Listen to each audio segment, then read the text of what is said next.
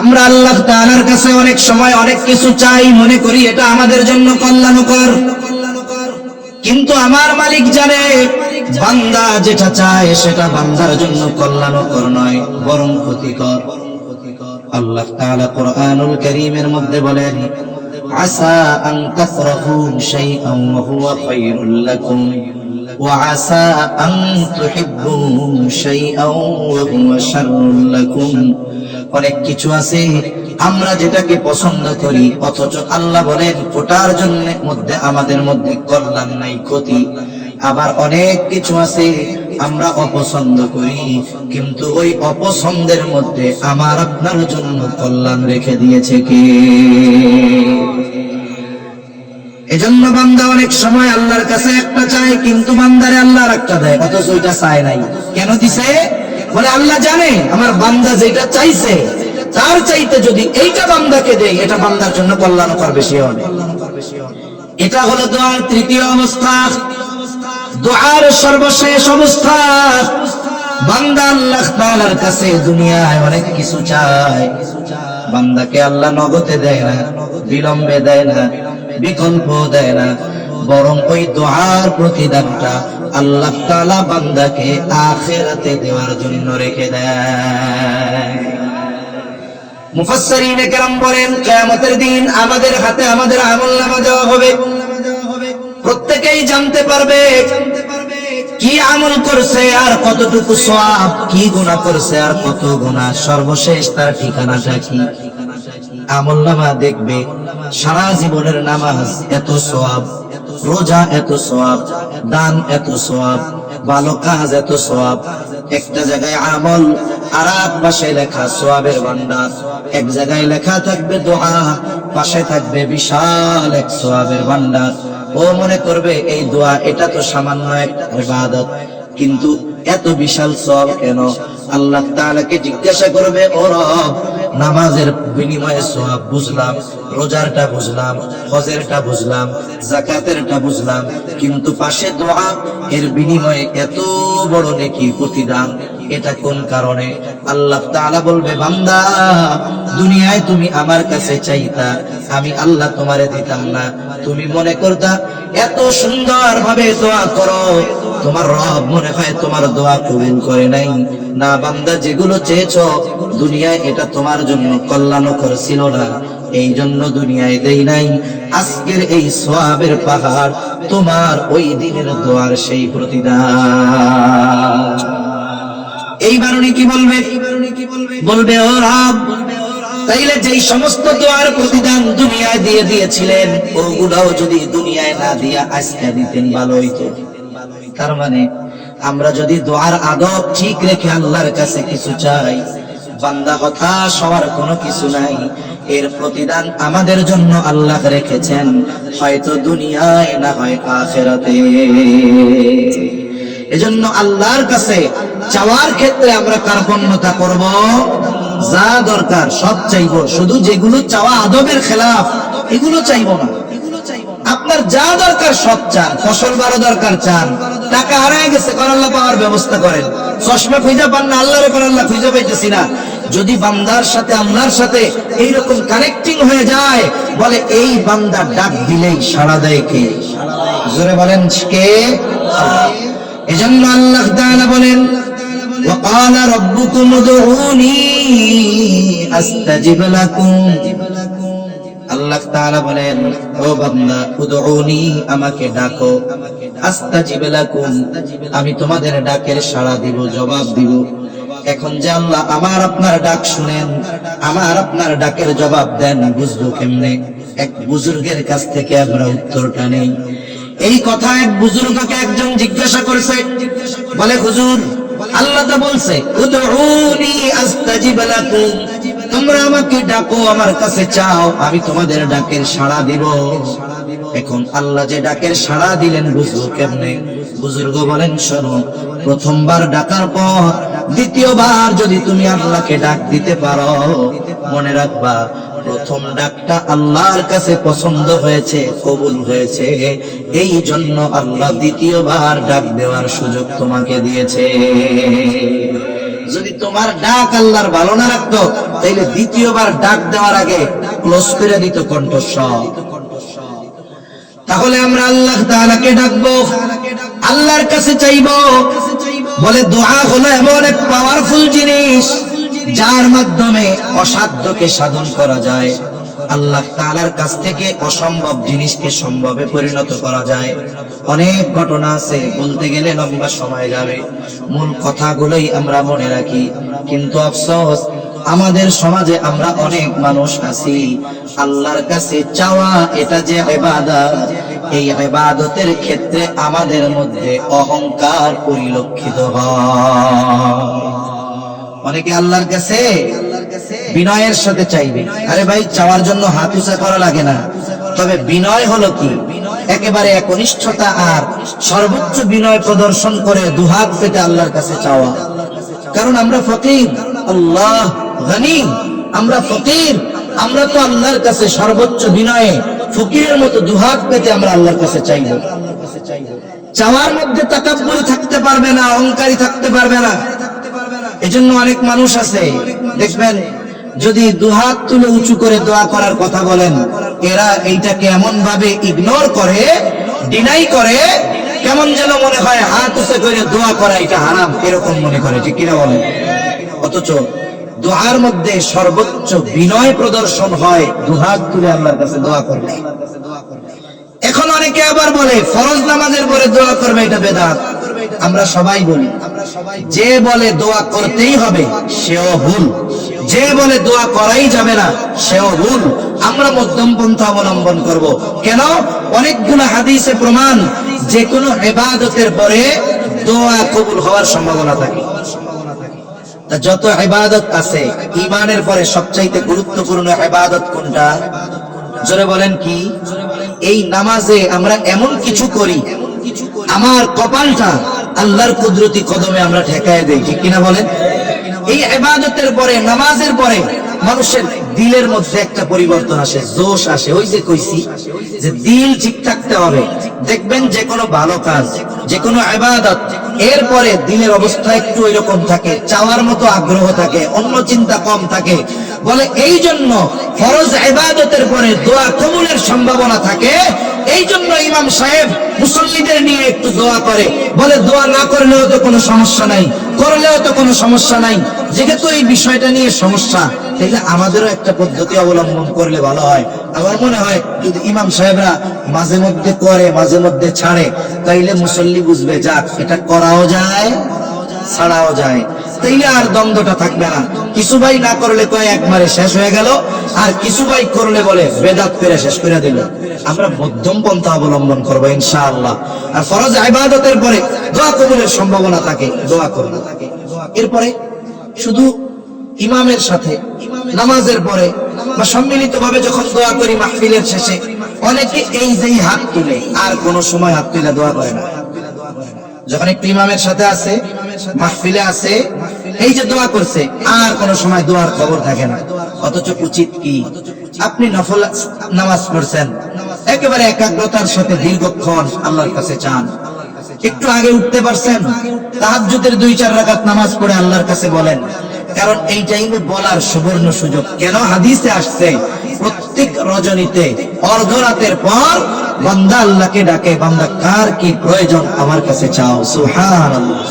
এজন্য আমরা আজকে থেকে চেষ্টা করব, যদি মধ্যরাতে ঘুমাইতে যাই, আমাদের তো 12টা বাজে ঘুমাইতে যাই আমরা, মোটামুটি অর্ধরাত হয়ে গেল, আপনি ওযু করে 2 রাকাত নামাজ পড়ে আল্লাহর সাথে একটু কথোপকথন করেন, একনিষ্ঠতা, একাগ্রতা আর নিরিবিলি আল্লাহর কাছে কিছু চান।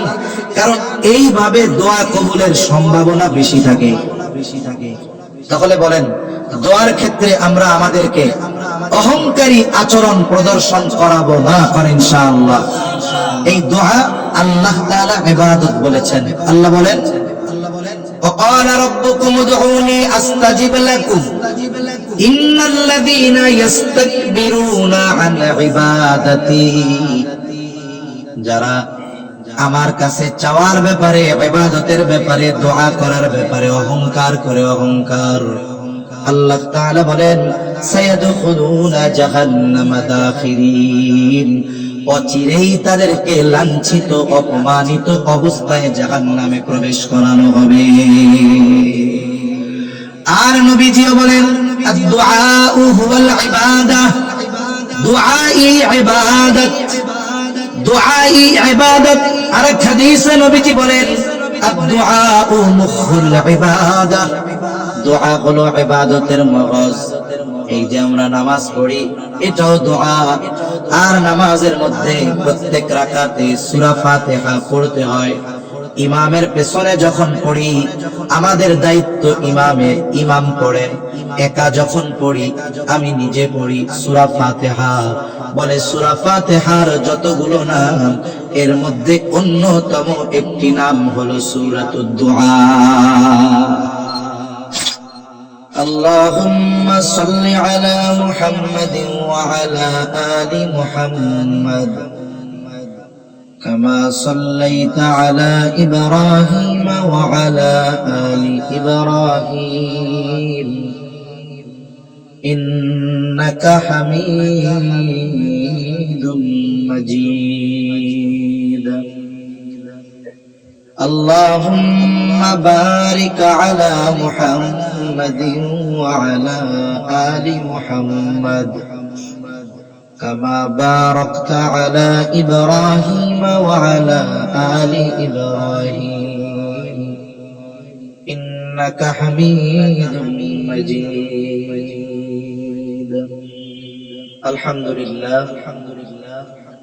আজকের এই মাহফিলের সম্মানিত শ্রদ্ধেয় সভাপতি, আমন্ত্রিত উলামায়ে কেরাম, সামনে উপস্থিত মুরব্বিয়ানে কেরাম, সমবয়সী যুবক বন্ধু, স্নেহের ছোট ভাই, মাইকের আওয়াজ যত দূরে যায় নিজ নিজ স্থানে অবস্থানরত সম্মানিতা শ্রদ্ধা মা ও বোন, আল্লাহ তাআলার দরবারে অগণিত শুকর যে মহান মালিক বিজ্ঞ উলামা হযরতদের জবানে খুবই গুরুত্বপূর্ণ কথা আপনাদের শ্রবণ করবার, সেই ধারাবাহিকতায় কিছু দ্বীনি কথা মুযাকারা করার সুযোগ যে মহান মানিব দান করেছেন, সে মহান মানিবকে খুশি করার জন্য মুহাব্বতের সাথে অন্তর থেকে জবান খুলে কালিমাতুশ শুকর পাঠ করি আলহামদুলিল্লাহ।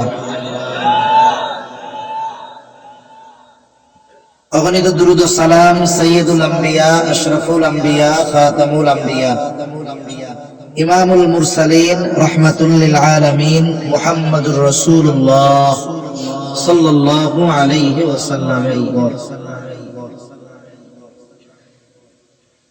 আমি আপনাদের খেদমতে পবিত্র কোরআনুল কারীমের একটি আয়াত ও রাসূল আকরাম সাল্লাল্লাহু আলাইহি ওয়াসাল্লামের অগণিত হাদিস থেকে একটা হাদিস পাঠ করেছি।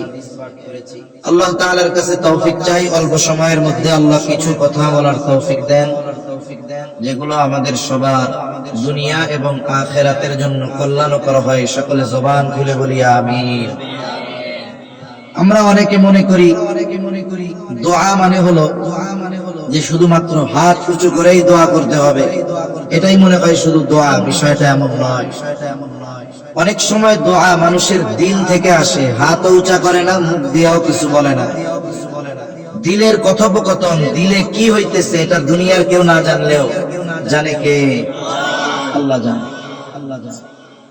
এজন্য দোয়া কবুল হওয়ার জন্য আল্লাহ তাআলার কাছে ওই দোয়া গ্রহণযোগ্য হওয়ার জন্য কিছু জরুরি বিষয় আছে। এক নাম্বার বিষয় হলো যেই দোয়া আমরা করব, এই দোয়া করার ক্ষেত্রে একনিষ্ঠতা আর একাগ্রতা আর ইতমিনান, যে আমি আল্লাহ তাআলার কাছে চাইতেছি, এই চাওয়াটা আদবওয়ালা চাওয়া হতে হবে। দিলের সাথে কানেকশন আল্লাহর সাথে হতে হবে। নাইলে দেখা যাবে হাত উঁচু করে দোয়া করতেছে, অনেক দোয়া করতেছে, একটাও কবুল হবে না। অনেক অঞ্চলে মাহফিলের শেষে তাবারক দেয়। আপনাদের এদিকে আছে নাকি? নাই। তাহলে আপনারা সব মুখলেস মানুষ, আপনাদের দোয়া কবুল হওয়ার সম্ভাবনা বেশি, কারণ খিচুড়ি নাই ঘরে। অনেক মাহফিলে আছে লোকজন কেউ নাই, খালি ঘুরবো আর পেট খালি করবো। লাস্টে দোয়ার আগে আইয়া বসবে। কিছু কিছু জায়গায় আছে প্লেটে দেয়, যত পারেন খাও, নেওয়া যাবে না। হাইটা হুইটা পেট খালি করে দোয়ার আগে বসে দুমছে। মাহফিলে কি শুনলো না শুনলো এটা কয় না, সকালবেলা কয় তুই কয় প্লেট খাইছিস, ও কয় ভাই আমি 3 প্লেট খাইছি, আরেকজন কয় আমি 5 প্লেট, আরেকজন কয় আমার পেটের মধ্যে একটু সমস্যা ছিল, 1 প্লেটের পরে গ্যাঞ্জাম শুরু হয়ে গেছে। তা অনেক জায়গায় এরকম দেয়, অনেক জায়গায় প্যাকেট দিয়ে দেয়। এখন বলে হুজুর দোয়াটা একটু লম্বা করেন। দোয়া লম্বা ছোট বিষয়টা এটা না, একাগ্রতার সাথে হলে অল্প কথায় আল্লাহ তাআলা দিতে পারে। একাগ্রতা যদি না থাকে 3 ঘন্টা দোয়া করলেও কাজ হবে না। 1 নম্বর বিষয় হলো একেবারে একাগ্রতার সাথে একনিষ্ঠতার সাথে দোয়া করতে হবে। দোয়া লম্বা কেন করব? খিচুড়ি আছে হুজুর, তাবারক দোয়ার আগে দেন না হুজুর, ঝামেলা গেঞ্জাম লাগবে। দোয়ার পরে দেন হুজুর, রণক্ষেত্র হয়ে যাবে। তাইলে কি দোয়ার মাঝে দিতে হবে, দোয়া লম্বা করে। তার মানে এই দোয়া কি আসলে গুনাহ মাফ করানো বা কিছু পাওয়ার দোয়া না, এটা হলো খিচুড়ি দেওয়ার দোয়া। এখন এই দোয়া অনেক সময় করা লাগে, বাধ্য হয়ে করি। এখন দোয়া করা শুরু করলাম। দোয়ার অবস্থা কি? ইমাম যখন নামাজ পড়ায়, ইমামের নামাজে অনেক সময় ভুল হওয়ার কারণ ইমাম না মুসল্লি। জানেন এটা? মুসল্লির কারণে অনেক সময় ইমামের ভুল হয়। মুসল্লির অবস্থার কারণে ইমামের মাঝে মধ্যে উল্টাপাল্টা হয়। সব সময় যে মুসল্লির কারণে হবে তা না, কিন্তু হয়। এখন দোয়া যাদের নিয়ে করতেছি এদের তো একাগ্রতা দরকার। তাদের চেহারার দিকে তাকাইলে বোঝা যায়। এক গল্প মনে পড়লো, বলবো নাকি? জেলার নাম বলবো না। নজির আহমদ শাহ হুজুরের কাছ থেকে শোনা ওয়াজের মধ্যে উনি কইছে, এক এলাকায় উনি গেছে ওয়াজ করতে। এখন অনেক মানুষে ভরপুর, কিন্তু মানুষগুলার ওয়াজ যে শুনতেছে এ খেয়াল নাই।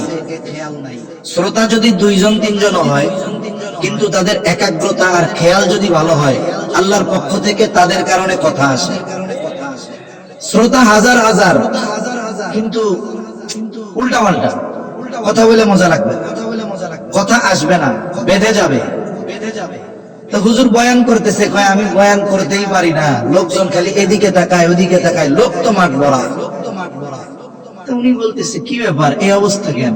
পাশে একজন আছে কমিটি, হুজুর বয়ানের পরে খিচুড়ি আছে, গত বছর কয়েক ডেক খিচুড়ি চুরি হয়েছে, সবাই ভাগে পায় নাই, তাই ডানে বামে দেখতেছে যে কেউ খিচুড়ি ডেক নিয়ে চলে গেল না। উনি বলতেছে কি মুসিবত, কি করবো, এগুলারে তো থামানো যাবে না। এটা বললো যে এক কাম করেন, কয় ডেক? 6 ডেক। এই পাশে 3টা দেন, ওই পাশে 3টা দেন। যা হোক তা হোক, আমারে না দেখুক, কিন্তু ওই ড্যাগের দিকে তাকাইলে আমি বুঝবো যে আমারে দেখতেছে। যারা কৃষি কাজ করে দেখবেন ওই পাখিতে যেন ধান না খেয়ে ফেলে, এজন্য কাক তাড়ুয়া লাগায়। একটা বাঁশ, 2টা বাঁশ দেয় এরকম, ছেঁড়া গেঞ্জি একটা পড়ায়, পাতিল একটা মাথার উপরে দিয়া 2টা চোখ বানায় দেয়। এখন বলেন তো এটার কি নড়াচড়ার শক্তি আছে? কিছু বলার শক্তি আছে? কাক বা পাখি যেই দেখে ওরে ওই যে তো আল্লাহর বান্দা বইয়া রয়েছে, যাওয়া যাবে না। তা ওই যে ও মনে করে যে আমারে তো দেখতেছে। ডেক যখন সামনে আছে তাইলে ওনারা তো সামনের দিক তাকাইবে, ডানের বামে তো আর তাকাবে না। তা আমিও মনে মনে ভাববো যে এরা আমারে দেখতেছে, আমি সুন্দর মতো ওয়াজ করতে পারবো, নাইলে ওয়াজ করা সম্ভব না। অবস্থাটা কি দেখেন, দোয়া শুরু হয়েছে, আমার অভিজ্ঞতাই বলতেছি। এখন মানুষের দোয়ার দিকে খেয়াল নাই। দোয়া হয়তো সে একাগ্রতার সাথে নিচের দিকে তাকায় থাকবে, চোখে পানি না আসুক, কমপক্ষে তার অবস্থা দেখে বোঝা যাবে যে লোকটা ধীর স্থিরতার সাথে আছে। কিন্তু অবস্থা কি, এই পাশ দিয়ে খেচড়ি দেওয়া শুরু হয়েছে। এখন ওই পাশের লোক দোয়া করে আর তাকায়, আল্লাহ শেষ হয়ে গেল না কোন তো। এরপরে আরেক গ্রুপ আছে আধুনিক ডিজিটাল সিস্টেম, ওই ওয়ান টাইম ইসের মধ্যে দেয় ইলাস্টিকের রাবার লাগায়, পোলাপান কত নিয়েছে দোয়ার মধ্যে টাস টাস হোমাবাদি শুরু করে দিল। গোটা দোয়াটা হইল একটা মজাক আর তামাশার নাম হয়ে। বলেন তো এই ধরনের দোয়া, এটা কি দোয়ার আদব? এ দোয়া কি কবুল হবে? এ দোয়া তো কবুল হওয়ার সম্ভাবনা নাই, প্যান্ডেলের উপরেই যাবে না। তাহলে দোয়ার ক্ষেত্রে একাগ্রতা, ইতমিনান দরকার, একনিষ্ঠতার সাথে। দুই নাম্বার, এই বিশ্বাস থাকতে হবে যে আমার দোয়া আল্লাহ কবুল করবেনই। কারণ আমরা পৃথিবীর যত কিছু চাইতে পারি সবকিছু দেওয়ার ক্ষমতা আল্লাহর আছে না নাই? তবে আর এক কথা আছে, আল্লাহর সবকিছু দেওয়ার ক্ষমতা আছে, কিন্তু কিছু জিনিস আল্লাহর দেওয়ার ক্ষমতা থাকার পরেও আল্লাহ দিবে না। একজন আল্লাহর কাছে দোয়া করতেছে, আল্লাহ আমার বাপ আমার দাদা এরা তাড়াতাড়ি মরে গেছে, আল্লাহ আপনি তো নূহ আলাইহিস সালামের 950 বছর হায়াত দিয়েছেন, আপনার কত বড় দুশমন ফেরাউনরে দিয়েছেন 400 বছর, আমার 950 দরকার নাই, 400 দরকার নাই, মোটামুটি 500 বছর দিলে হয়। বলেন তো 500 বছর হায়াত দেওয়ার ক্ষমতা আল্লাহর আছে না নাই? কিন্তু আল্লাহর নবী বলছে এই উম্মতের গড় আয়ু 60 থেকে 70, দুই একটা একটু বেশি হতে পারে। তাহলে আল্লাহর 500 বছর হায়াত দেওয়ার ক্ষমতা আছে, কিন্তু আল্লাহ দিবেন না কেন? গড় হায়াত 60 থেকে 70, এটা সেজন্য আল্লাহর কাছে চাওয়াও যাবে না। আমরা কি হায়াত চাবো? নেক হায়াত দেন। আল্লাহ যদি চায় কোন মানুষের দ্বারা 6 মাসে 600 বছরের কাজ করাতে পারে। আমরা উলামায়ে কেরামের অবদানের কথা যদি ধরি, একের পর এক অনেক বলা যাবে। দুনিয়াবি লেভেলের কারো কথা বলি, এই কয়েকদিন আগে দুনিয়া থেকে মারা গেছে শরীফ ওসমান হাদি, ঠিক না? দল মত নির্বিশেষে, কারণ সে কোন দলের কর্মী নয়, সে দেশের পক্ষে বলেছে, দুর্নীতির বিরুদ্ধে বলেছে, ইসলামের পক্ষে বলছে, ঠিক কিনা বলেন? এদেশের যে দল করুক না কেন অবশ্যই তাকে ভালোবাসে। স্বাভাবিক মানুষের প্রতি সামান্য একটু বিরোধিতা, একটু মত পার্থক্য, মতানৈক্য থাকতে পারে, কিন্তু তাকে সবাই ভালোবাসে। এই যে তারেক রহমান সাহেব আসবেন, ওনার কর্মসূচির মধ্যে একটা কর্মসূচি উনি গিয়ে শরীফ ওসমান হাদির কবর জিয়ারত করবেন। এই ছেলেটা, আমরা কিন্তু 1 বছর আগেও তাকে আমরা চিনতাম না। বলেন চিনতাম? বিশেষ করে চিনলাম কখন? কয়েক মাস আগে যখন সে নির্বাচন করার ইচ্ছা পোষণ করলো, নিজের নির্বাচনী প্রচারণা শুরু করলো। এখন আমরা তার কথাগুলো শুনতে শুরু করলাম, কি দেখলাম? যে তার কথা তো আমার হৃদয়ের কথা, তার কথা তো আমাদের হৃদয়ের কথা। এই যে দেখুন, কিছু কথা, কিছু বলা তাকে এমন এক অবস্থানে নিয়ে গেছে, অনেক মানুষ 60 বছর এই ময়দানে থেকে, রাজনীতির ময়দানে থেকে ওই পরিমাণ জনপ্রিয়তা, দোয়া, মানুষের চোখের পানি লাভ করতে পারে নাই এই 6 মাসে এই ছেলেটা যে পরিমাণ পেয়েছে, ঠিক কিনা বলেন? সবাই তার জন্য দোয়া করছে, সবাই তার জন্য। যারা জালেম তারা তো করে নাই, তাদের কথা বাদ। তাহলে চিন্তা করে দেখুন যে আল্লাহর কাছে হায়াত চাবো, বরকতময় হায়াত। 500 বছর হায়াত পাইলাম, কাজ হইল না, দরকার নাই। আপনি 5 বছরের হায়াত, 10 বছরের হায়াত, আল্লাহ যেন এমন কাজ করায় যে এই 5 বছর আমার 500 বছরের কাজ হবে। বুজুর্গানে দ্বীনের অনেক আছে, আমি বলতে চাই না, ওইদিকে গেলে লম্বা হবে। নেক হায়াত আল্লাহর কাছে চাওয়া। 500 বছর হায়াত চাইলে পাওয়া যাবে না, দেওয়ার ক্ষমতা আল্লাহর আছে, কিন্তু এমন দোয়া করা, এটা আদবের পরিপন্থী। যদি কেউ দোয়া করে যে আল্লাহ আমারে আপনি গোটা পৃথিবীর বাদশাহী দেন, দেওয়ার ক্ষমতা আল্লাহর আছে, কিন্তু আল্লাহ দিবেন না কেন? সুলাইমান আলাইহিস সালাম আল্লাহর কাছে দোয়া করছে, রব্বি হাবলি মুলকাল লা ইয়ানবাগি লিআহাদিন মিন বা'দি, আমাকে এমন এক রাজত্ব দেন, আমার পরে এরকম রাজত্ব আর কাউরে দিবেন না। দেওয়ার ক্ষমতা আল্লাহর আছে, তবে সুলাইমান আলাইহিস সালামের দোয়া, এই জন্য আল্লাহ তাআলা এটা দিবেন না। এই ধরনের কিছু চাওয়া, এটা দোয়ার আদবের খেলাফ। এরপরে এমন কিছু না চাওয়া যেটার সাথে পাপ সম্পৃক্ত আছে। এখন যুবক একজন আল্লাহর কাছে দোয়া করতেছে, আল্লাহ অমুককে আমি চাই, আপনি দেন। এটা তুমি হারাম জিনিস চাইতেছো, তুমি হারাম এইটা চাবা কেন? তুমি আল্লাহর কাছে বলবা আমার একজন নেককার বিবি দেন, ঠিক কিনা? তাহলে হারাম কোনো কিছু আল্লাহর কাছে চাওয়া যাবে না। মনিটরের আওয়াজটা একটু বাড়ান। হারাম কোনো কিছু আল্লাহর কাছে চাওয়া যাবে না, এমন কোনো কিছু চাওয়া যাবে না যেটা আল্লাহ দিবেন না।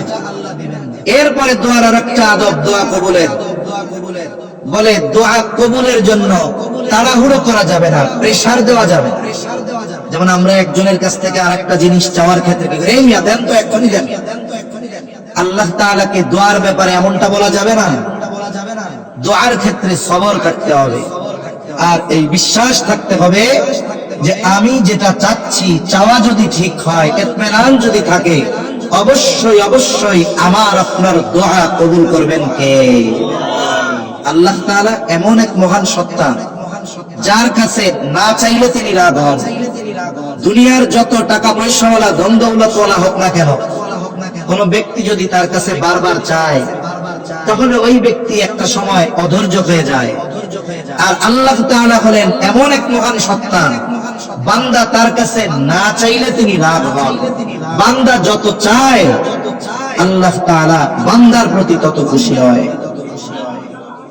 আল্লাহ তাআলার কাছে দোয়া চাওয়ার ক্ষেত্রে, দোয়া করার ক্ষেত্রে আরেকটা বিষয় হলো, যেগুলো বৈধ জিনিস যত ছোট হোক এটা আল্লাহর কাছে চাইবো, যত বড় হোক আল্লাহর কাছে চাইবো। দোয়া এটা শুধু দুনিয়াবি বা জাগতিক বিষয় সম্পৃক্ত এটা নয়, বরং দুনিয়া আখিরাত উভয় বিষয়ের কামনা আল্লাহর কাছে করতে হবে। সাহাবায়ে কেরামকে যখন আল্লাহর রাসূল শিখিয়েছেন তোমরা আল্লাহর কাছে চাইবা, এনাদের চাওয়ার অবস্থা কেমন হয়েছে? হাতের লাঠি পড়ে গেছে, উঠাবে স্বাভাবিক, এই সময় দোয়া করে আল্লাহ আমারে লাঠি উঠানোর তৌফিক দান করেন। তার মানে কি? আল্লাহর সাথে এনাদের কানেকশন কত বেশি হয়েছে। একটা উদাহরণ দিলে বুঝতে সহজ হবে। এই দুনিয়াতে আল্লাহ তাআলার চাইতে আমাদেরকে কেউ বেশি ভালোবাসে না, এটা বাস্তব কথা। এখন একজন ছোট বাচ্চা বুঝে না, সে একজনের কাছে চকলেট চাইছে, একটু বিস্কিট কিনে দিতে বলছে। সচেতন অভিভাবক যিনি, উনি এটা পছন্দ করেন না যে ওনার সন্তান ওনার উপস্থিতিতে অন্য কারো কাছে কিছু চাইবে। এটা কি বাবা হিসাবে কেউ পছন্দ করবেন? কোন বাবা পছন্দ করবে না, কোন ভাইও পছন্দ করবে না যে আমার ছোট ভাই আরেকজনের কাছে কিছু চাক। বাবা এবার ছেলেটাকে বুঝাইলেন যে আব্বু, আমি তোমাকে সবচেয়ে বেশি ভালোবাসি, তোমার যদি কিছু মন চায় তুমি আমার কাছে চাইবা, আমি ছাড়া আর কারো কাছে কিছু চাইবা না, কারণ আমি না তোমার আব্বু, আমি তোমার অনেক ভালোবাসি। ছোট বাচ্চা বুঝতে পারলো যে আমার আব্বুর কাছে সব চাইতে হবে।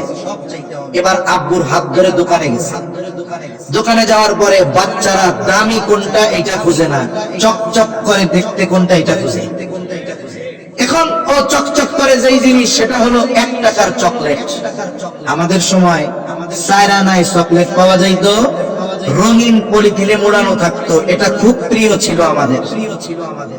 ছোট বাচ্চা চকচক করতেছে, 1 টাকা দাম চকলেটের। বাজারের বা দোকানের সবচাইতে কম দামি জিনিস ওই 1 টাকার চকলেট। আব্বুর কাছে বড় আবেগ দরদ নিয়ে আব্বু আব্বু কি বাপ বাপসে কি চাই তার আল্লাহ জানে, আব্বু আমার এই চকলেটটা কিনা দাও। দাম কয় টাকা? বলেন তো। এই ছেলেটা যে আব্বুর কাছে চকলেট চাইছে, ওর কি লজ্জা লাগছে চাইতে? লজ্জা লাগে নাই, আরো বড় দরদ আবেগ দাবি নিয়ে চাইছে, অথচ চকলেট দাম 1 টাকা। দোকান থেকে কিনে বাবার সাথে বাড়ি যাচ্ছে, হঠাৎ করে মাথার উপর দিয়ে একটা হেলিকপ্টার যায়। হেলিকপ্টার একটু নিচ দিয়া যায়, বিমান তো অনেক উপর দিয়া যায়। এখন হেলিকপ্টারটা দেখে বলে আপু এটা কি? হেলিকপ্টার এটা দিয়ে কি করে? এক জায়গা থেকে আরেক জায়গা যাওয়া যায়, উড়া যায়। পোলা পাইন ও তো জানে না ওর বাপের মাসে ইনকাম হলো 15,000, হেলিকপ্টারের ট্যাক্স ভ্যাট সহ সবচেয়ে কম দাম যেটা সেটাও কয়েক কোটি টাকা হবে। এখন ও বলতেছে আব্বু আমার এই হেলিকপ্টার কিনা দাও। আব্বা কয় এটা কেমনে কিনে দেবো, অনেক টাকা দাম। এবার বাপের হাত থেকে সুইটা মাটির মধ্যে গড়াগড়ি শুরু করছে, আব্বা হেলিকপ্টার না কিনা দিলে আজকে আমি বাড়ি যাবো না। একটু চিন্তা করেন, হেলিকপ্টার চাইতে আব্বার কাছে লজ্জা পাইছে। জোরে বলেন না, লজ্জা পাইছে সে। অথচ দেখুন আল্লাহ তাআলার কাছে আমরা অনেক সময় চিন্তা করি আল্লাহর কাছে চাইতে হয় শুধু বড় বড় জিনিস, দুনিয়াবি জিনিস, টাকা পয়সা, ধন দৌলত, এগুলোই মনে হয় চাইতে হয়। কিন্তু না, বান্দার সাথে আল্লাহর সম্পর্ক তো এইরকম। ভালোবাসা তো ওই সন্তানের বাবার সাথে যত বেশি, তার চাইতে অগণিত গুণ আল্লাহর আমাদের প্রতি ভালোবাসা বেশি। এজন্য ক্ষুদ্র থেকে ক্ষুদ্রতীর, বৃহৎ থেকে বৃহত্তর যেই জিনিসগুলো চাওয়া বৈধ, এগুলো আমরা একনিষ্ঠতা আর একাগ্রতার সাথে চাইব কার কাছে? আল্লাহর কাছে। সাথে সাথে দোয়া কবুলের অন্যতম আরেকটি শর্ত হলো দোয়ার আগে দুরূদ শরীফ পাঠ করা। যেই দোয়ার আগে দুরুদ নাই ওটা ঝুলে থাকবে, আল্লাহ পর্যন্ত পৌঁছাবে না। এইরকম বেশ কয়েকটা শর্তের কথা বললাম, এগুলো যদি ঠিক থাকে। ও আরেকটা হলো খাবার হারাম হতে পারবে না, গায়ের পোশাক হারাম টাকার হতে পারবে না। তার মানে যারা সুদ খায়, ঘুষ খায়, অন্যেরটা মেরে খায়, হারাম উপার্জন করে, এদের দোয়া আল্লাহ কবুল করবে না। এক ব্যক্তি মক্কায় আসছে, তার চুলগুলো উস্কো খুস্কো, চেহারা মলিন, বায়তুল্লাহ ধরে ধরে দোয়া করতেছে। এই ব্যক্তির দোয়ার অবস্থা দেখে সাহাবায়ে কেরাম নিশ্চিত যে আল্লাহ তাআলা এই ব্যক্তির দোয়া ফিরায় দিবেন না। তবে এই ব্যক্তির বাস্তব অবস্থা আমার আপনার নবীজিকে আল্লাহ তাআলা জানায় দিয়েছেন। সাহাবায়ে কেরামের এই মন্তব্যের পরে নবীজি বলতেছেন, শুনো, ওই ব্যক্তির দোয়া আল্লাহ কেমনে কবুল করবে?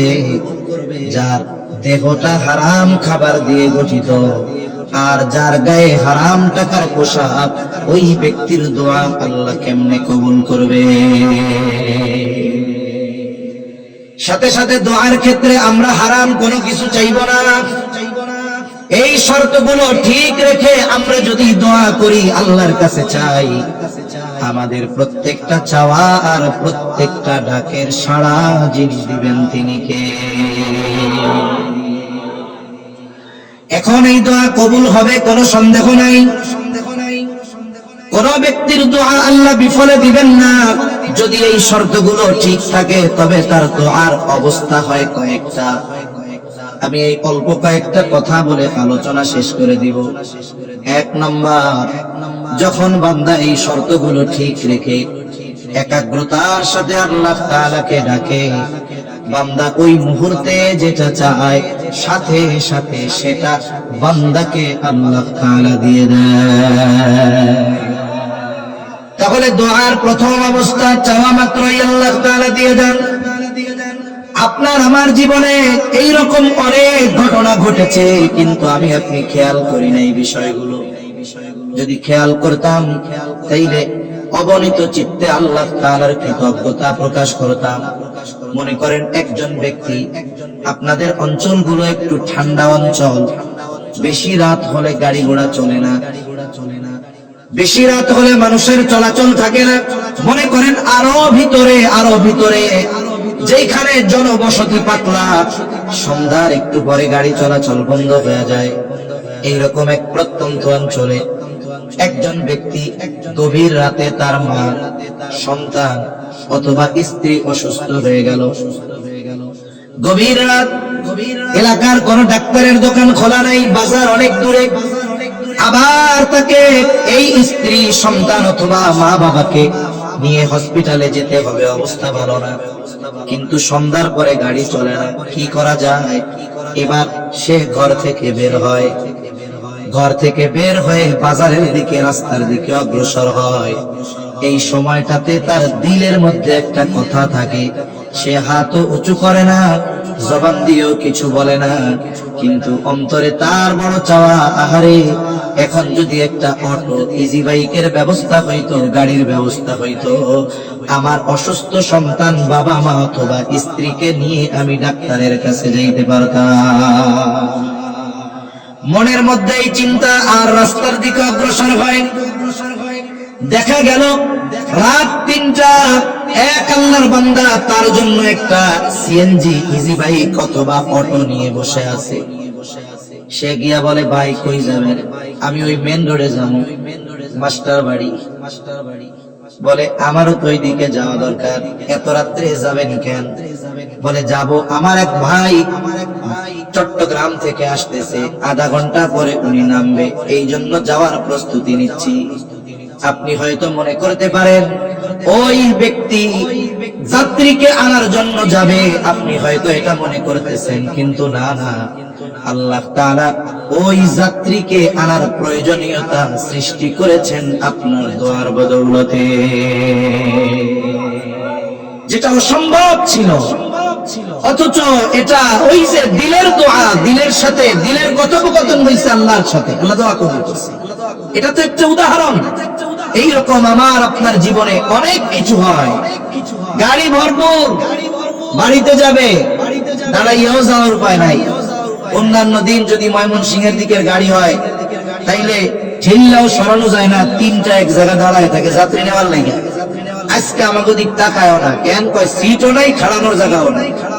আপনি চিন্তা করছেন আরে ছুটিটা হইল বৃহস্পতিবার, মার চেহারাটা দেখবো, স্ত্রীর চেহারাটা দেখবো, আপনার মনে আফসোস, সাথে সাথে কিন্তু মনের ভাষায় আল্লাহরে বলতেছেন যদি একটা ব্যবস্থা হইতো। এটা আপনি মুখ দিয়ে বলেন না, কিন্তু অন্তরের এই ভাষাটা, এই চাওয়াটা দুনিয়ার কেউ জানে না, কেউ শোনে না। শোনে কে? আরো জোরে কে? একটু করে গাড়ি একটা আইছে, সামনের সিটটাই ফাঁকা, হয় কি হয় না? এরকম কম বেশি আমাদের জীবনে হয়। তাহলে যদি দোয়ার মতো করা হয় তাহলে এক নাম্বার অবস্থা, দোয়া কবুল করার সাথে সাথে আল্লাহ তাআলা ওই চাওয়া বিষয়টা আল্লাহ তাআলা আমাদেরকে দেন, এটা দোয়ার এক নম্বর অবস্থা।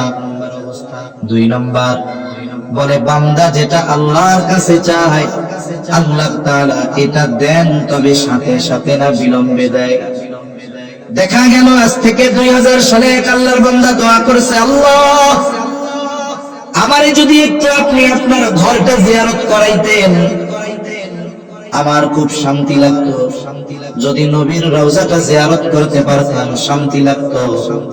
দোয়া করেছে 2000 সালে, আল্লাহ তাআলা ওই দোয়ার মাধ্যমে যেটা চেয়েছে সেটা তাকে দিয়েছে 2024 সালে। তার মানে দোয়া কবুল হয়েছে, কিন্তু চাওয়ার ওই জিনিসটা আল্লাহ তাআলা বিলম্বে দিয়েছে। অনেক সময় আমরা আল্লাহর কাছে চাই, আল্লাহ তাআলা চাওয়া মাত্র দেন না, বিলম্বে দেন। কেন?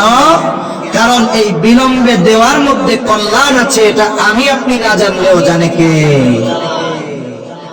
দোয়ার 3 নম্বর অবস্থা বলে বান্দা যেটা চায় আল্লাহ তাআলা সেইটা দেয় না, বরং বিকল্প অন্য কিছু দিয়ে দেয়। যেমন এক যুবক তার বাবার কাছে বারবার বায়না ধরছে, আব্বু আমার একটা মোবাইল কিনে দেন। বাপ খুব সচেতন, এই মোবাইল যদি কিনে দেয় তাহলে শয়তান এমন ধোঁকা দিবে আমার ছেলেটারে ওয়াইলের মধ্যে নিয়ে ফেলাবে। ওয়াইলুন হলো জাহান্নামের একটা গর্তের নাম। আমার সন্তান পাপাচারে লিপ্ত হয়ে যাবে। সচেতন বাবা তখন বিকল্পটা বলে শোনো, তুমি চেয়েছো সময় হলে দিব, তবে এখন নয়, বরং আমি দেখেছি তোমার অন্য আরেকটা জিনিস প্রয়োজন। তুমি প্রতিদিন স্কুলে যাও, 3-4 কিলোমিটার হেঁটে যাও, যেহেতু কষ্ট হয়, মাঝে মধ্যে ইজি বাইক পাও না, দেরি হয়ে যায়, তাহলে যেহেতু রাস্তা নিরাপদ আমি তোমাকে মোটর সাইকেল না দিয়া সুন্দর একটা সাইকেল কিনে দে। এই যে বান্দা আল্লাহর কাছে চাইলো, একটা অভিভাবক, সচেতন অভিভাবক কি করে জানে মোবাইলের মধ্যে অনেক কিছু ভালো আছে, কিন্তু মোবাইল হইল ওই সেই মদের মতো। আল্লাহ সাহাবায়ে কেরাম জিজ্ঞাসা করতেছে যে মদের ব্যাপারে আমাদের বলেন। আল্লাহ তাআলা প্রথমে যেই ওহী নাযিল করলেন, ওয়ায়াসআলুনাকা আনিল খামরি ওয়াল মাইসির, আল্লাহ তাআলা বলেন তারা আপনার কাছে মদের ব্যাপারে জিজ্ঞাসা করে, জুয়ার ব্যাপারে জিজ্ঞাসা করে, আপনি বলেন কুল ফীহিমা ইসমুন কাবীর ওয়া মানাফিউ লিন-নাস, বলে এর মধ্যে পাপ বেশি উপকার কম। মোবাইলের মধ্যে পাপ বেশি উপকার কম।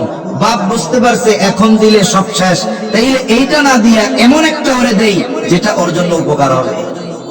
কারণ আমরা আল্লাহ তাআলার কাছে অনেক সময় অনেক কিছু চাই, মনে করি এটা আমাদের জন্য কল্যাণকর, কিন্তু আমার মালিক জানে বান্দা যেটা চায় সেটা বান্দার জন্য কল্যাণকর নয়, বরং ক্ষতিকর। আল্লাহ তাআলা কোরআনুল কারীমের মধ্যে বলেন, আসা আন তাকরাহু শাইআন ওয়া হুয়া খায়রুল লাকুম ওয়া আসা আন তুহিব্বু শাইআন ওয়া হুয়া শাররুল লাকুম। অনেক কিছু আছে আমরা যেটাকে পছন্দ করি, অথচ আল্লাহ বলেন ওটার জন্য আমাদের মধ্যে কল্যাণ নাই, ক্ষতি। আবার অনেক কিছু আছে আমরা অপছন্দ করি, কিন্তু ওই অপছন্দের মধ্যে আমার আপনার জন্য কল্যাণ রেখে দিয়েছে কে? এজন্য বান্দা অনেক সময় আল্লাহর কাছে একটা চায়, কিন্তু বান্দারে আল্লাহ একটা দেয়, অথচ ওইটা চায় নাই। কেন দিছে? বলে আল্লাহ জানে আমার বান্দা যেটা চাইছে তার চাইতে যদি এইটা বান্দাকে দেই, এটা বান্দার জন্য কল্যাণকর বেশি হবে। এটা হলো দোয়ার তৃতীয় অবস্থা। দোয়ার সর্বশেষ অবস্থা, বান্দা আল্লাহ তাআলার কাছে দুনিয়ায় অনেক কিছু চায়, বান্দাকে আল্লাহ নগদে দেয় না, বিলম্বে দেয় না, বিকল্প দেয় না, বরং ওই দোয়ার প্রতিদানটা আল্লাহ তাআলা বান্দাকে আখিরাতে দেওয়ার জন্য রেখে দেয়। মুফাসসিরিনে কেরাম বলেন, কিয়ামতের দিন আমাদের হাতে আমাদের আমলনামা দেওয়া হবে। প্রত্যেকেই জানতে পারবে কি আমল করছে আর কতটুকু সওয়াব, কি গুনাহ করছে আর কত গুনাহ, সর্বশেষ তার ঠিকানাটা কি। আমলনামা দেখবে সারা জীবনের নামাজ এত সওয়াব, রোজা এত সওয়াব, দান এত সওয়াব, ভালো কাজ এত সওয়াব। একটা জায়গায় আমল আর এক পাশে লেখা সওয়াবের ভান্ডার। এক জায়গায় লেখা থাকবে দোয়া, পাশে থাকবে বিশাল এক সওয়াবের ভান্ডার। ও মনে করবে এই দোয়া এটা তো সামান্য এক ইবাদত, কিন্তু এত বিশাল সওয়াব কেন? আল্লাহ তাআলাকে জিজ্ঞাসা করবে, ও রব, নামাজের বিনিময়ে সওয়াব বুঝলাম, রোজারটা বুঝলাম, হজেরটা বুঝলাম, যাকাতেরটা বুঝলাম, কিন্তু পাশে দোয়া, এর বিনিময়ে এত বড় নেকি প্রতিদান, এটা কোন কারণে? আল্লাহ তাআলা বলবে, বান্দা দুনিয়ায় তুমি আমার কাছে চাইতা, আমি আল্লাহ তোমারে দিতাম না। তুমি মনে করতা এত সুন্দর ভাবে দোয়া করো, তোমার রব মনে হয় তোমার দোয়া কবুল করে নাই। না বান্দা, যেগুলো চেয়েছো দুনিয়ায় এটা তোমার জন্য কল্যাণকর ছিল না, এই জন্য দুনিয়ায় দেই নাই। আজকের এই সওয়াবের পাহাড় তোমার ওই দিনের দোয়ার সেই প্রতিদান। এইবার উনি কি বলবে? বলবে, ও রব, তাইলে যেই সমস্ত দোয়ার প্রতিদান দুনিয়ায় দিয়ে দিয়েছিলেন, ওগুলাও যদি দুনিয়ায় না দিয়া আজকে দিতেন ভালো হইতো। তার মানে আমরা যদি দোয়ার আদব ঠিক রেখে আল্লাহর কাছে কিছু চাই, বান্দা হতাশ হওয়ার কোনো কিছু নাই। এর প্রতিদান আমাদের জন্য আল্লাহ রেখেছেন, হয়তো দুনিয়ায় না হয় আখিরাতে। এজন্য আল্লাহর কাছে চাওয়ার ক্ষেত্রে আমরা কার্পণ্যতা করব, যা দরকার সব চাইবো, শুধু যেগুলো চাওয়া আদবের খেলাফ এগুলো চাইবো না। আপনার যা দরকার সব চান, ফসল বারো দরকার চান, টাকা হারিয়ে গেছে করল্লা পাওয়ার ব্যবস্থা করেন, চশমা খুঁজা পান না, আল্লাহরে করল্লা খুঁজা পাইতেছি না। যদি বান্দার সাথে আল্লাহর সাথে এইরকম কানেক্টিং হয়ে যায়, বলে এই বান্দা ডাক দিলেই সাড়া দেয় কে? জোরে বলেন কে? আল্লাহ। এজন্য আল্লাহ তাআলা বলেন, وقال ربكم ادعوني استجب لكم। আল্লাহ তাআলা বলেন, ও বান্দা, উদউনি, আমাকে ডাকো, আস্তাজিব লাকুম, আমি তোমাদের ডাকের সাড়া দিব, জবাব দিব। এখন যে আল্লাহ আমার আপনার ডাক শুনেন, আমার আপনার ডাকের জবাব দেন, বুঝবো কেমনে? এক বুজুর্গের কাছ থেকে আমরা উত্তরটা নেই। এই কথা এক বুজুর্গকে একজন জিজ্ঞাসা করেছে, বলে, হুজুর, আল্লাহ তো বলছে উদউনি আস্তাজিব লাকুম, তোমরা আমাকে ডাকো, আমার কাছে চাও, আমি তোমাদের ডাকের সাড়া দিব। এখন আল্লাহ যে ডাকের সাড়া দিলেন বুঝবো কেমনে? বুজুর্গ বলেন, শোনো, প্রথমবার ডাকার পর দ্বিতীয়বার যদি তুমি আল্লাহকে ডাক দিতে পারো, মনে রাখবা প্রথম ডাকটা আল্লাহর কাছে পছন্দ হয়েছে, কবুল হয়েছে, এই জন্য আল্লাহ দ্বিতীয়বার ডাক দেওয়ার সুযোগ তোমাকে দিয়েছে। যদি তোমার ডাক আল্লাহর ভালো না লাগতো, তাইলে দ্বিতীয়বার ডাক দেওয়ার আগে ক্লোজ করে দিত কণ্ঠস্বর। তাহলে আমরা আল্লাহ তাআলাকে ডাকবো, আল্লাহর কাছে চাইবো। বলে দোয়া হলো এমন এক পাওয়ারফুল জিনিস, যার মাধ্যমে অসাধ্যকে সাধন করা যায়। আল্লাহ তাআলার কাছ থেকে অসম্ভব জিনিসকে সম্ভবে পরিণত করা যায়। অনেক ঘটনা আছে, বলতে গেলে লম্বা সময় যাবে, মূল কথাগুলোই আমরা মনে রাখি। কিন্তু আফসোস, আমাদের সমাজে আমরা অনেক মানুষ আছি, আল্লাহর কাছে চাওয়া এটা যে ইবাদত, এই ইবাদতের ক্ষেত্রে আমাদের মধ্যে অহংকার পরিলক্ষিত হয়। অনেকে আল্লাহর কাছে বিনয়ের সাথে চাইবে। আরে ভাই, চাওয়ার জন্য হাত উঁচা করা লাগে না, তবে বিনয় হলো কি, একেবারে একনিষ্ঠতা আর সর্বোচ্চ বিনয় প্রদর্শন করে দুহাত পেতে আল্লাহর কাছে চাওয়া। কারণ আমরা ফকির, আল্লাহ গনি, আমরা ফকির, আমরা তো আল্লাহর কাছে সর্বোচ্চ বিনয়ে ফকিরের মতো দুহাত পেতে আমরা আল্লাহর কাছে চাইব। চাওয়ার মধ্যে তাকাব্বুরি থাকতে পারবে না, অহংকারী থাকতে পারবে না। এজন্য অনেক মানুষ আছে দেখবেন, যদি দুহাত তুলে উঁচু করে দোয়া করার কথা বলেন, এরা এইটাকে এমন ভাবে ইগনোর করে, ডিনাই করে, কেমন যেন মনে হয় হাত উঁচু করে দোয়া করা এটা হারাম, এরকম মনে করে, ঠিক কিনা বলে? অথচ দোয়ার মধ্যে সর্বোচ্চ বিনয় প্রদর্শন হয় দুহাত তুলে আল্লাহর কাছে দোয়া করলে। এখন অনেকে আবার বলে ফরজ নামাজের পরে দোয়া করবে, এটা বেদাত। আমরা সবাই বলি, যে বলে দোয়া করতেই হবে সেও ভুল, যে বলে দোয়া করাই যাবে না সেও ভুল। আমরা মধ্যম পন্থা অবলম্বন করব। কেন? অনেকগুলো হাদিসে প্রমাণ, যে কোনো ইবাদতের পরে দোয়া কবুল হওয়ার সম্ভাবনা থাকে। যত ইবাদত আছে, ঈমানের পরে সবচাইতে গুরুত্বপূর্ণ ইবাদত কোনটা? জোরে বলেন কি? এই নামাজে আমরা এমন কিছু করি, আমার কপালটা আল্লাহর কুদরতি কদমে আমরা ঠেকায় দেই, ঠিক কিনা বলেন? এই ইবাদতের পরে, নামাজের পরে মানুষের দিলের মধ্যে একটা পরিবর্তন আসে, জোশ আসে। ওই যে কইছি যে দিল ঠিক থাকতে হবে। দেখবেন যে কোনো ভালো কাজ, যে কোনো ইবাদত, এরপরে দিলের অবস্থা একটু এরকম থাকে, চাওয়ার মতো আগ্রহ থাকে, অন্য চিন্তা কম থাকে। বলে এই জন্য ফরজ ইবাদতের পরে দোয়া কবুলের সম্ভাবনা থাকে। এই জন্য ইমাম সাহেব মুসল্লিদের নিয়ে একটু দোয়া করে, বলে দোয়া না করলেও তো কোনো সমস্যা নাই, করলেও তো কোনো সমস্যা নাই। যেহেতু এই বিষয়টা নিয়ে সমস্যা, তাহলে আমাদেরও একটা পদ্ধতি অবলম্বন করলে ভালো হয়। আমার মনে হয় যদি ইমাম সাহেবরা মাঝে মধ্যে করে, মাঝে মধ্যে ছাড়ে, তাইলে মুসল্লি বুঝবে, যাক এটা করাও যায়, ছাড়াও যায়, তাইলে আর দ্বন্দ্বটা থাকবে না। কিছু ভাই না করলে কয় একবারে শেষ হয়ে গেল, আর কিছু ভাই করলে বলে বেদাত করে শেষ করে দিল। আমরা মধ্যম পন্থা অবলম্বন করবো ইনশাআল্লাহ। আর ফরজ ইবাদতের পরে দোয়া কবুলের সম্ভাবনা থাকে, দোয়া কবুল। এরপরে শুধু ইমামের সাথে নামাজের পরে বা সম্মিলিত ভাবে যখন দোয়া করি মাহফিলের শেষে, অনেকে এই যেই হাত তুলে আর কোন সময় হাত তুলে দোয়া করে না। যখন একটু ইমামের সাথে আছে, মাহফিলে আছে, এই যে দোয়া করছে, আর কোন সময় দোয়ার খবর থাকে না। অথচ উচিত কি, আপনি নফল নামাজ পড়ছেন, একেবারে একাগ্রতার সাথে দীর্ঘক্ষণ আল্লাহর কাছে চান। একটু আগে উঠতে পারছেন, তাহাজ্জুদের 2-4 রাকাত নামাজ পড়ে আল্লাহর কাছে বলেন। কারণ এই টাইমে বলার সুবর্ণ সুযোগ। কেন? হাদিসে আসছে প্রত্যেক রজনীতে অর্ধরাতের পর বান্দা আল্লাহকে ডাকে, বান্দা কার কি প্রয়োজন আমার কাছে চাও। সুবহানাল্লাহ। এজন্য আমরা আজকে থেকে চেষ্টা করব, যদি মধ্যরাতে ঘুমাইতে যাই, আমাদের তো 12টা বাজে ঘুমাইতে যাই আমরা, মোটামুটি অর্ধরাত হয়ে গেল, আপনি ওযু করে 2 রাকাত নামাজ পড়ে আল্লাহর সাথে একটু কথোপকথন করেন, একনিষ্ঠতা, একাগ্রতা আর নিরিবিলি আল্লাহর কাছে কিছু চান।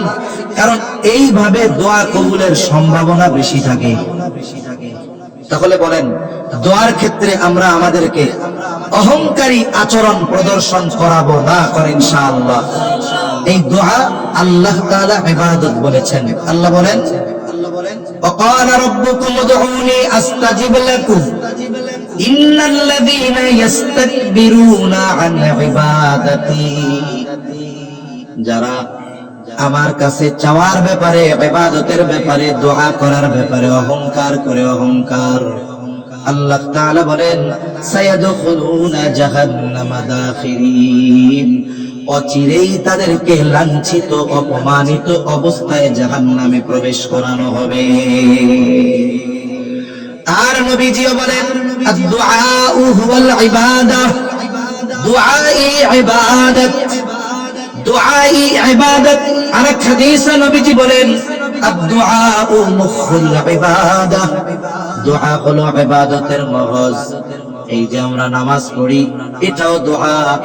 আর নামাজের মধ্যে প্রত্যেক রাকাতে সূরা ফাতিহা পড়তে হয়।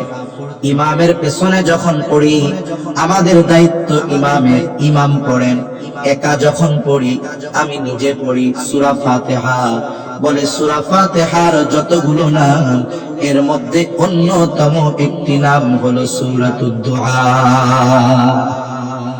এই নামাজের মধ্যে আমরা আল্লাহর কাছে দোয়া করি। এখন যদি কেউ চিন্তা করে না আমরা এই দোয়া আল্লাহর কাছে করবো না, নামাজ হবে? তাহলে এটা তো ইবাদতের মূলই বলা চলে। আর এই জায়গায় কি দোয়া করতে হবে নামাজের মধ্যে, এটা আল্লাহ শিখাই দিছে। কে শিখাইছে? আল্লাহ শিখাইছে। যে কোনো মানুষের কাছে কিছু চাওয়ার আগে একটু তারা পাম্পটি মারতে হয়। দেখেন না অনেক জায়গায় অনেক নেতারা আসে, আশা থাকে যে একটা বড় বাজেট পাই কিনা, এবার ধুমসে পাম মাইরা ভুলাই, এরপরে কি করে? এরপরে দেয়। দুনিয়ার নেতারে যে পাম মারা হয় এটা হলো আর্টিফিশিয়াল, নকল পাম। মুখ দিয়া কায়ের মনে মনে বকা যায়, দুর্নীতিবাজ অমুক ভাই এই করেছেন, জমি কর, মানুষের জমি দখল দেয়, মনে মনে এটা কয় আর মুখ দিয়ে প্রশংসা করে। এই ফাঁকা বলি চলবে না। আল্লাহর কাছে দোয়া করার আগে আমরা আল্লাহর প্রশংসা করি। আলহামদুলিল্লাহি রাব্বিল আলামিন আর রহমানির রহিম মালিকি ইয়াউমিদ্দিন। এগুলো আল্লাহ তাআলার বড়ত্ব আর প্রশংসা করলাম। এরপরে কি বলি? আমরা আল্লাহরে বলি আল্লাহ আপনারই ইবাদত করি, আপনার কাছেই তো আমরা সাহায্য চাই। আগে নেতাকে পাম মারে, এরপরে কাছে বিরাতে ভাই তো আপনারই লোক বলে, কি বলে না? এই কথাগুলো আমরা আল্লাহকেও বলি যে ও রব আপনারই ইবাদত করি, আপনার কাছেই সাহায্য চাই। তবে এইখানে কোনো আর্টিফিশিয়াল গিরি থাকবে না, লৌকিকতা থাকবে না, হৃদয় আর জবানের কম্বিনেশন হতে হবে। আর এরপরে কি চাইবো এটাও আমার উপরে নির্ভর করে না, বরং ওই চাওয়া বস্তুটাও আমাদের শিখায়া দিয়েছেন কে? আল্লাহ বলেন চাইবা তো কি চাইবা? তুমি বান্দা, তুমি তো চাইবা যুবক চাইবে একটা মোটরসাইকেল, সুন্দর একটা স্ত্রী, দুনিয়ার ছোটখাটো জিনিস চাইবা। আরে সব বাদ দাও, আমার কাছে কি চাইবা? আল্লাহ শিখায়া দেয়, আমাদেরকে বলতে বলে, আমরা বলি ওই ইহদিনাস সিরাতাল মুস্তাকিম। সুবহানাল্লাহ। আমরা আল্লাহর কাছে সিরাতে মুস্তাকিমের হেদায়েত চাই, এই পথের উপরে অটল অবিচল থাকতে চাই। এটা হলো একজন মুমিনের জীবনের সর্বশ্রেষ্ঠ দোয়া। কি দোয়া? জোরে বলেন। সর্বশ্রেষ্ঠ দোয়া। এই দোয়া শুধু আমরা নামাজের মধ্যে করি, কিন্তু অধিকাংশ মানুষ আমি যখন একা বলি বা সামগ্রিকভাবে দোয়া করি, এটা কিন্তু তখন আমরা করি না, মনে করি এটা খালি নামাজের মধ্যে কইতে হইবে। না না, এটা আমরা সর্ব অবস্থায় সব সময় আল্লাহর কাছে চাইবো ইনশাআল্লাহ। এটা সর্বশ্রেষ্ঠ দোয়া। এরপরে কি? দোয়ার মধ্যে শুধু দুনিয়া না চাও, এটা তো আরেকটা আদব। যেমন আল্লাহ দোয়া শিখায় দিছে, রব্বানা আতিনা ফিদ দুনিয়া হাসানা ওয়া ফিল আখিরাতি হাসানা ওয়া কিনা আযাবান নার। এই জায়গায় শুধু আখিরাত আল্লাহ তাআলা চাওয়া শেখায় নাই, শুধু দুনিয়া চাওয়ার কথা বলে নাই, বলে আখিরাতের দুনিয়ার সাথে সাথে আখিরাত, আখিরাতের সাথে সাথে দুনিয়া, উভয় জাহানের কল্যাণ আল্লাহর কাছে চাইতে হয়। আর কল্যাণের মধ্যে সবচাইতে বড় কল্যাণ কি দুনিয়ায়? বলে সবচাইতে বড় কল্যাণ হলো দুনিয়ায় সিরাতে মুস্তাকিমের উপর থাকা। আখিরাতে সবচাইতে বড় উত্তম জিনিস কি? বলে আল্লাহর সন্তুষ্টি অর্জন করা। এই যে আমরা আল্লাহর কাছে রহমত চাই, আল্লাহর কাছে মাগফিরাত কামনা করি, দয়া চাই, ক্ষমা চাই, দুইটার মূল সারমর্ম কি? সারমর্ম হলো রহমত চাওয়ার মাধ্যমে আল্লাহর কাছে জান্নাত চাই, মাগফিরাত মানে ক্ষমা চাওয়ার মাধ্যমে জাহান্নাম থেকে আমরা বাঁচতে চাই। এবং এজন্য দোয়া এমন না হয় যে চাচ্ছি সব দুনিয়ার বিষয়, আখিরাতের কোনো কিছু নাই, বরং দোয়ার মধ্যে আখিরাতকে প্রাধান্য দিয়ে দুনিয়া চাইব। তাইলে দুনিয়ার ওই বস্তুটা যদি বৈধ হয়, তাহলে ওইটা পাওয়া আমার আপনার জন্য সহজ হবে ইনশাআল্লাহ। দোয়া করবো তো আল্লাহর কাছে, সব সময় দোয়া করব, সন্তানের জন্য দোয়া করব, মুসলিম উম্মার জন্য দোয়া করব, আমার আর এক মুসলমান ভাইয়ের জন্য দোয়া করব, যার প্রতি হিংসা বেশি হয় তার জন্য দোয়া করব। একজনের ভালো দেখে হিংসা লাগে না? হিংসা আসে, অন্তরে আসতে পারে। এখন কি করবো? আমি এখন ওর বিরোধিতা করবো না, না, শয়তানের সাইজ করার সিস্টেম আছে। যার প্রতি হিংসা হবে তার লেগে বেশি বেশি দোয়া করলে, আল্লাহ ওনারে আপনি ওইটা দিচ্ছেন, শয়তান তো ওয়াসওয়াসা দেয়, আপনি ওই বাইরে আরো বেশি বেশি দেয়, বাইরে আরো বেশি বেশি দেন। এখন কি হবে? বলে আপনি দোয়া করতেছেন আর এক মুমিনের জন্য, আপনার আমার দোয়া কবুল হতেও পারে নাও পারে। যখন কেউ আর এক মুমিনের কল্যাণের জন্য দোয়া করে, ফেরেশতা নিযুক্ত হয়ে যায়। এইবার ওই ফেরেশতা আল্লাহর কাছে দোয়া করে, আল্লাহ ওই আল্লাহর বান্দারে ওই জিনিসগুলো দেন। তাহলে কি বোঝা গেল? আমি যদি আরেকজনের জন্য দোয়া করি, ওই দোয়াটা আমার জন্য ফেরেশতারা করে। আমি যদি বদদোয়া করি, আল্লাহ ওর এইটা করে, নিচে করে, ফেরেশতারা একটা আল্লাহ আগে ওর এইটা করে, ওর এইটা করে, তাহলে দোয়া হবে নেক দোয়া। কি দোয়া হবে? আমরা কারো জন্য খারাপ দোয়া করব না, হিংসাত্মক মনোভাব নিয়ে দোয়া করব না, দিল খুলে দোয়া করব। তাহলে দেখবেন আল্লাহ সুবহানাহু ওয়া তাআলা এমন কিছু জিনিস আমাদের দিয়েছেন যেটা আমাদের জন্য পাওয়া অসম্ভব ছিল, কিন্তু দোয়ার মাধ্যমে আল্লাহ তাআলা দিয়েছেন। এজন্য দোয়া হোক আল্লাহর কাছে, আমাদের সাথে আল্লাহর সাথে জুড়ার এক মাধ্যম। এটা ইবাদতের মাধ্যমে হতে পারে, এটা প্রয়োজনের সময় হাত উঁচু করে হতে পারে, এটা প্রত্যেক নামাজের পরে যেই দোয়াগুলো আছে এগুলো পাঠ করার মাধ্যমে হতে পারে, এগুলো হাতে রাস্তায় চলাফেরা করার মাধ্যমে হতে পারে। আমি যখনই যেই দোয়া করব পড়ব, উলামায়ে কেরামের কাছ থেকে এগুলোর অর্থ আর সারমর্ম বুঝে বুঝে করব, তাহলে কি হবে? দেখবেন ওই দোয়াটা করার সময় আমার দিল এমন একটা দিক যাচ্ছে, ওই দোয়ার অর্থগুলো জানা থাকার কারণে। আগে করতাম যেই দোয়া, এখনের দোয়া আর আগে অর্থ জানতাম না যখন, তখন দোয়া আর চাওয়ার মধ্যে পার্থক্য এটা নিজেই বোঝা যাবে। সেজন্য সর্ব অবস্থায় চাইব কার কাছে? দুনিয়ার কবর মাজার কারো কাছে চাইলে কিছু কেউ দিতে পারে না, সব দিতে পারে আল্লাহ। এজন্য সম্মানিত উপস্থিতি, এই দোয়া এটা ছিল আমাদের ইবাদতের মগজ। কিন্তু মানুষ এখন দোয়া করার ব্যাপারে উদাসীন, দোয়া করার ব্যাপারে উদাসীন। সকাল সন্ধ্যা চলতে ফিরতে সব জায়গায় আমাদের দোয়া আছে, শোয়ার সময় দোয়া আছে। দৈনন্দিন জীবনের এমন কোনো কাজ নাই যে জায়গা দোয়া নাই। এক মজলিসে তো সবকিছু বলা সম্ভব নয়। এজন্য একটা একটা করে আপনার ইমামের কাছ থেকে শিখবেন যে হুজুর, আমরা রাত্রের বেলা শুইতে যাই, শোয়ার সময় আমাদের কি কি আমল আছে, এক সপ্তাহ এটা বারবার রিভাইজ দেন, হয়ে গেল। এরপরে ঘুম থেকে উঠে কি কি দোয়া আছে, আপনি এক সপ্তাহ ওগুলোর রিভাইজ দেন, আপনার এই দোয়াগুলো আরো যোগ হলো।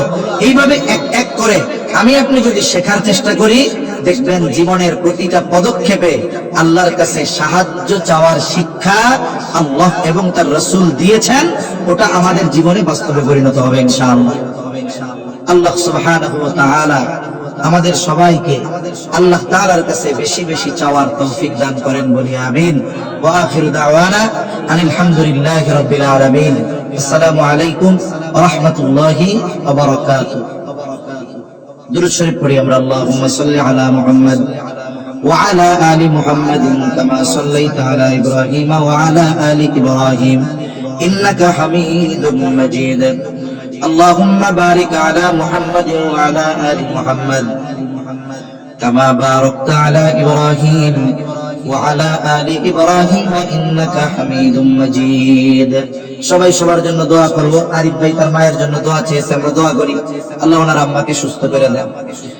আলহামদুলিল্লাহি রাব্বিল আলামিন ওয়াল আকিবাতু লিল মুত্তাকিন والصلاة والسلام على خير خلقه محمد وعلى آله وأصحابه أجمعين.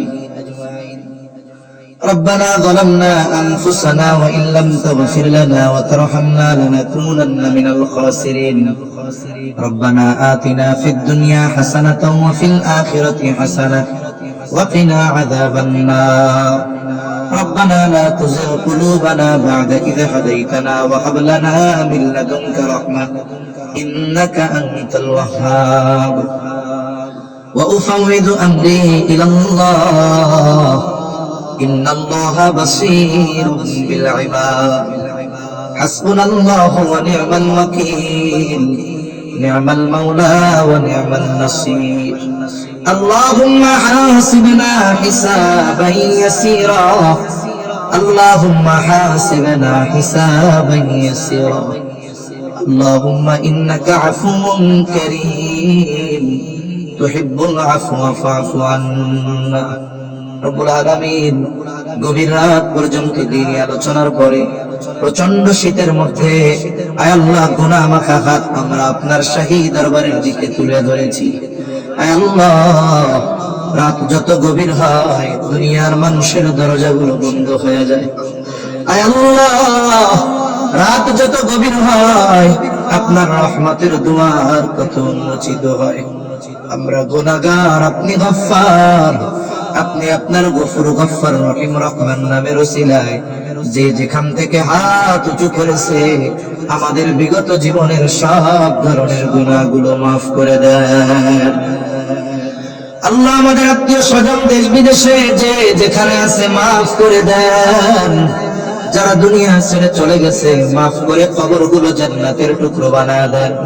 আয় আল্লাহ, আশেপাশে যত কবরস্থান আছে, যত মুমিন মুমিনাত শহীদ আছে, সবার কবরগুলো আপনি জান্নাতের টুকরো বানায় দেন রব্বুল আলামিন। খাস করে যারা অসুস্থ, সুস্থতা দান করে। অনেকে মার জন্য দোয়া চেয়েছে, বাবার জন্য, যে যে উদ্দেশ্যে দোয়া চেয়েছে সবার মনের নেক চাওয়া নেক আশা আপনি কবুল কইরা নেন।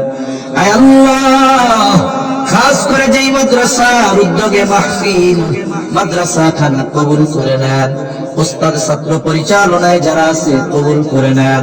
খাস করে যারা মাদ্রাসার মহব্বতে অর্থ দিয়ে, শ্রম দিয়ে, পরামর্শ দিয়ে, ছাত্র দিয়ে বিভিন্ন ভাবে মাদ্রাসার জন্য সহযোগিতা করে, আল্লাহ সবার সকল প্রকার সাহায্য সহযোগিতা আপনি কবুল আর মঞ্জুর করে নেন। আয় আল্লাহ, মাদ্রাসার যত প্রয়োজনীয়তা আছে গায়বী খাজানা থেকে মিটায় দেন। এই মাদ্রাসা সহ তামাম দুনিয়ার সকল মাদ্রাসাগুলো সকল ষড়যন্ত্র চক্রান্ত থেকে আপনি হেফাজত করে রব্বুল আলামিন। খাস করে মালিক এলাকার প্রত্যেকটা মানুষের অন্তরে মাদ্রাসার মহব্বত ঢুকায় দেন। আয় আল্লাহ, তামাম দুনিয়ার মুসলমানদের জানমাল আপনি হেফাজত করে। আয় আল্লাহ, ফিলিস্তিনের অবরুদ্ধ গাজার মুসলমানদের হেফাজত করে। বিভিন্ন ইস্যুতে আমরা আমাদের গাজার মুসলমান ভাইদেরকে ভুলে যাচ্ছি। ও রব, জালেমরা তো আক্রমণ বন্ধ করে নাই, হত্যা বন্ধ করে নাই। আয় আল্লাহ, আমাদের হয়তো শক্তি নাই, অস্ত্র নাই, কিন্তু আমরা তো আপনারই গোলাম। যত পাপ করি না কেন আল্লাহ, আপনার দিকেই তো ফিরে আসি, আপনার কাছেই তো ক্ষমা চাই। আয় আল্লাহ, আমাদের পাপের কারণে মুসলমানদের বেইজ্জতি কইরেন না আল্লাহ। ওই গাজার মুসলমানদের জন্য আপনি সাহায্যকারী হয়ে যান। পৃথিবীর যেখানেই মুসলমানেরা মাজলুম, আয় আল্লাহ আপনি তাদের জন্য সাহায্যকারী হয়ে যান রব্বুল আলামিন। আমাদের একে অপরের প্রতি হৃদ্রতা, ভালোবাসা আপনি বাড়ায়া দেন। লোভ, হিংসা, অহংকার মুক্ত হৃদয় আল্লাহ দান করেন রব্বুল আলামিন। অভাবীর অভাব দূর করে দেন, ঋণগ্রস্তের ঋণ পরিশোধের তৌফিক দেন, হারাম হালাল বেঁচে চলার তৌফিক দেন আল্লাহ রব্বুল আলামিন। বেকার যারা আছে হালাল কর্মসংস্থানের ব্যবস্থা করে দেন। আয় আল্লাহ, সকলকে শারীরিক সুস্থতা, মানসিক প্রশান্তি, অর্থনৈতিক সচ্ছলতা দান করেন। আয় আল্লাহ, প্রত্যেকটা পরিবারে দ্বীনের আবহাওয়া জারি করে দেন রব্বুল আলামিন। খাস করে আমরা যারা হাত উঁচু করেছি আল্লাহ, আমাদের মধ্যে হয়তো অনেকের মা নাই, অনেকের বাবা নাই। আয় আল্লাহ, মা বাবা কত বড় নিয়ামত, যার নাই সে বোঝে মা বাবা কত বড় নিয়ামত। আয় আল্লাহ, দুনিয়ার অপর প্রান্তে আমেরিকার খবর মুহূর্তের ভিতরে পাওয়া যায়, দেখা যায়।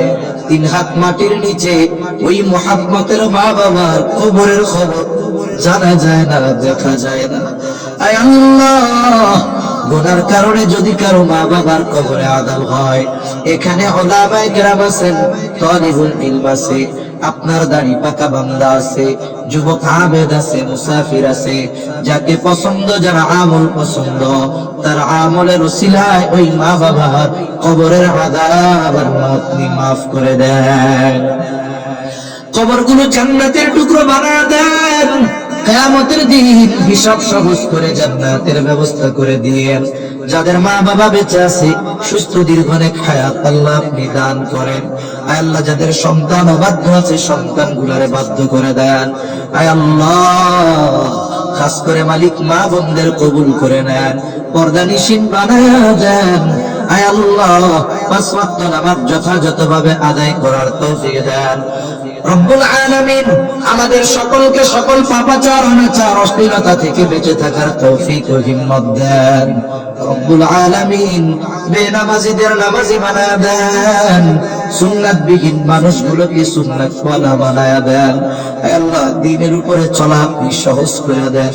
আয় আল্লাহ, আমাদের নসল, আমাদের আগামী প্রজন্মকে দ্বীনের উপরে অটল অবিচল থাকার রাখার জিম্মাদারি আল্লাহ আপনি নিয়ে নেন। রব্বুল আলামিন আমাদের সকলকে বারবার মক্কা মদিনা জিয়ারতের তৌফিক দেন। আমাদের দেশের উপরে খাস রহমত নাজিল করেন। আসমানি জমিনি সকল বালা মুসিবত থেকে হেফাজত করেন আল্লাহ। আয় আল্লাহ, যারা দেশ নিয়ে ইসলাম নিয়ে ষড়যন্ত্র চক্রান্তে লিপ্ত, আয় আল্লাহ সকল ষড়যন্ত্র চক্রান্ত ধ্বংস করে দেন। ইসলামের ব্যাপারে, দ্বীনের ব্যাপারে, দেশের ব্যাপারে দলমত নির্বিশেষে ঐক্যবদ্ধ থাকার তৌফিক আল্লাহ আপনি দান করেন। রব্বুল আলামিন এই দুনিয়া ছেড়ে একদিন আমাদের সবার চলে যেতেই হবে। এ পৃথিবী যেমন আছে তেমনি পড়ে রবে, সুন্দর এই পৃথিবী ছেড়ে একদিন চলে যেতে হবে। আয় আল্লাহ, কখন পরকালের ডাক চলে আসে বলা যায় না। রব্বুল আলামিন মালাকুল মউত যখন মৃত্যুর পরোয়ানা নিয়ে হাজির হবে, আপনি আপনার প্রতিটি বান্দার জবানে তাওহীদের কালিমা নসিব করে দিয়ে। আল্লাহুম্মা ইন্না নাউযু বিকা মিনাল হাম্মি ওয়াল হাযান ওয়াল আজজি ওয়াল কাসাল ওয়াল জুবনি ওয়াল বুখল ওয়া দালা'id দাyn ওয়া গলাবাতির রিজাল। রব্বি ইজ'আলনি মুকিমাস সালাতি ওয়া মিন যুররিয়্যতি রব্বানা ওয়া তাকাব্বাল দুআ। ربنا اغفر لي ولوالدي وللمؤمنين يوم يقوم الحساب. ربنا هب لنا من أزواجنا وذرياتنا قرة أعين وجعلنا للمتقين إماما. رب ارحمهما كما ربياني صغيرا. رب ارحمهما كما ربياني صغيرا. وصلى الله تعالى على خير خلقه محمد وعلى آله وأصحابه أجمعين. آمين برحمتك يا أرحم الراحمين.